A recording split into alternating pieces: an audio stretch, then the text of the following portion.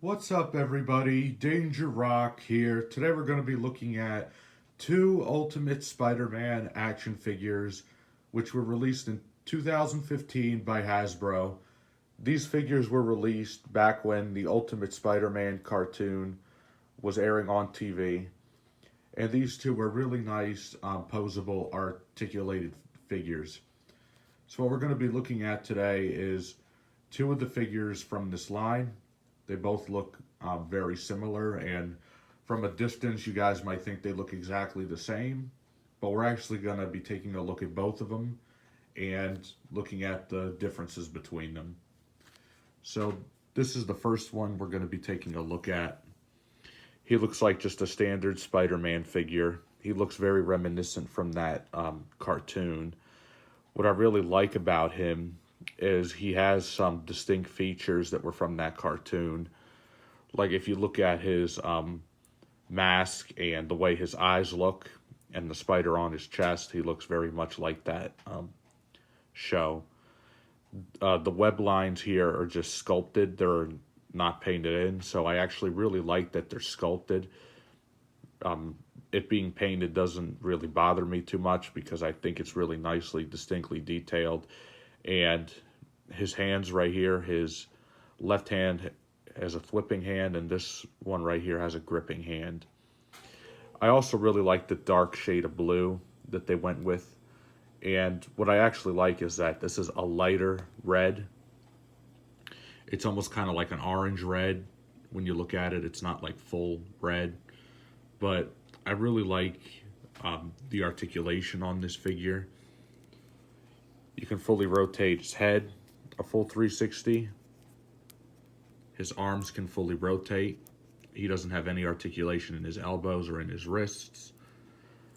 His legs can kick out that far. He could go that far back, so you could have Spider-Man doing a split. And that's pretty only 5 points of articulation. But if we look at the back of him, really nicely sculpted spider right there on the back. Really like all the webbing right here on his feet and on his hands. To me, he's just a really cool figure. And he does have peg holes at the bottom of his feet. So right here you can just see right there where it says Hasbro. Right here it says 2015, because that's when this figure was released. And he's about 6 inches tall. And the next figure we're going to be taking a look at this guy right here, which it looks like they have almost the exact same head sculpt. I feel like the head on this one is just a little bit bigger. So that's really cool.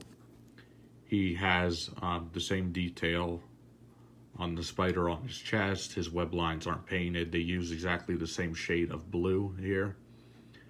And I really like it a lot. The only difference is it has a hole back here. Well, one of the differences is that it has a hole back here for a web backpack, which he would have came with, which I actually can't find. I got this guy new in box. I think he only cost like $10 when he was at Target back in the day, and you shouldn't have any trouble finding these online, as for they're not that expensive. I feel like this guy right here, though, is like the harder one to find of the two. And another detail that I noticed is that you can actually hinge his arms up that far, and they can go down that far, and he does bend at the elbows, which is really cool because that's a detail that that guy over there doesn't have. So I feel like this guy right here is a lot more posable. Now, looking at his legs, he has the same leg articulation, but on this one, his knees bend, which is actually really interesting because if I saw these two guys on the store shelf right next to each other, I would think, oh, they look exactly the same.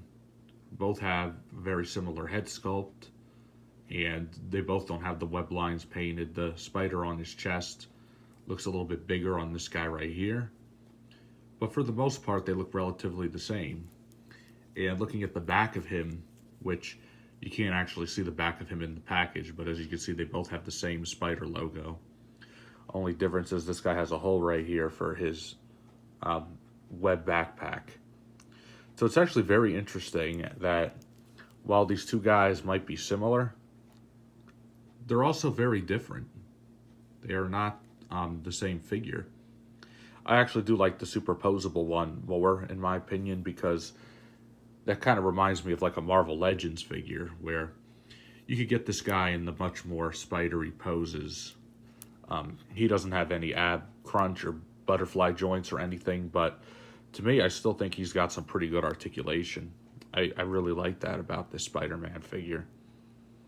And another thing that's really cool is if we set these two guys aside, I'm going to bring in another Spider-Man figure that I have. This one is actually the Far From Home Spider-Man. As you can see, this guy is a little bit, just a little bit shorter than these two guys right here. Because this would be the MCU Tom Holland version, which I think it's really cool that it has like these white lines on it. So it's not exactly film accurate, but I still like it because this is just a good old toy. But when we look at these two guys here, they're actually really fun to display next to each other. I'm really happy with the way these two turned out. They're actually really great figures. So to me, I would prefer to get this guy right here because he's a lot more posable, but it doesn't really matter that if Spider-Man's your favorite superhero, you're going to want to have both of these guys. Like me, I noticed that detail right off the bat, so I definitely had to have both of these guys in my collection. They're definitely worth it. So there you have it. This has been my review of the Ultimate Spider-Man action figures made in 2015 by Hasbro. If you like this video, please leave a like. Please subscribe to my YouTube channel. And once we reach 1,000 subscribers on this channel, I will be doing a full collection video. So stay tuned for that. Let me know in the comments down below, what do you guys think of these figures? Was this your first Spider-Man figure? Did you know that there were actually 2 different versions of these made? I really look forward from hearing from you guys in the comment section. Thank you guys for watching as always, and I'll see you guys on the next video review.